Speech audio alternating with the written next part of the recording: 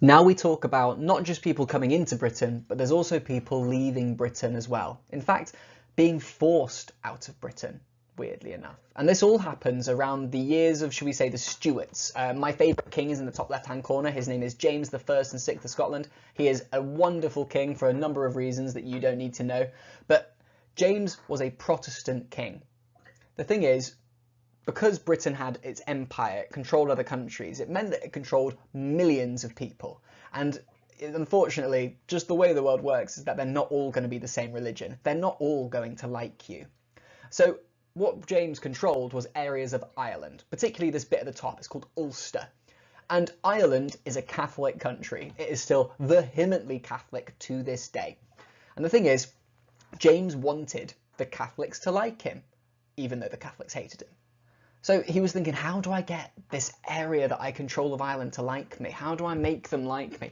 I know, I'll put Protestants there.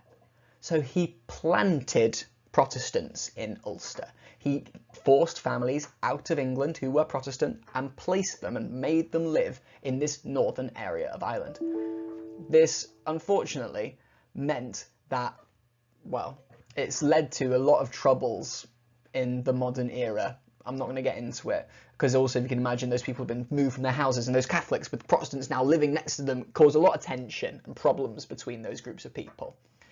But as well as that, there was this thing called the Highland Clearances. Now, the Highland Clearances weren't exactly to do with just James, it was also to do with his son Charles I, but the Highland Clearances was to do with Scotland rather than Ireland, and they are going to be the highlight of this lesson. There is so much to talk about here, but essentially it's the same problem.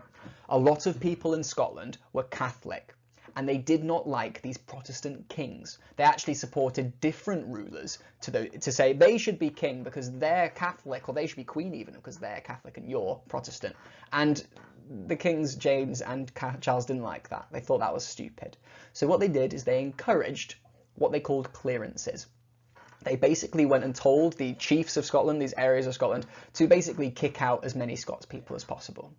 And what they did was they basically changed all of this land that used to be owned by, well, rented by little Scottish families as little sheep farms.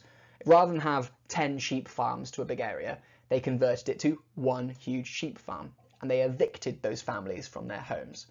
I believe the number is around 2,000 evictions a day, and that's not people, that's families. So we could say 2,000 times 4 or 5 people at most. That is about, what, 10,000 people a day being kicked out of their homes is exactly what was forced. And it was basically a punishment for disrespecting the king. Now, these Scottish people didn't really know where to go. They could move within the British Empire, but they couldn't afford to buy back the land or couldn't afford to buy anything back. So they had to go somewhere. So what they did, some of them moved to Canada, America, or even England. Some of them moved into cities in Scotland instead, like Dundee, Edinburgh. And that meant that these populations changed. There were Scottish people now spread in what's called a diaspora across a massive different space, lending their engineering skills, building railways and roads, and it says even here, spreading those ideas to the colonies and helping railways improve over there.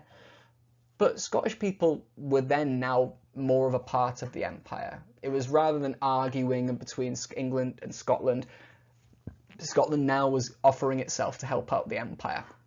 The British Empire was British, not just English, is the key phrase to think about here.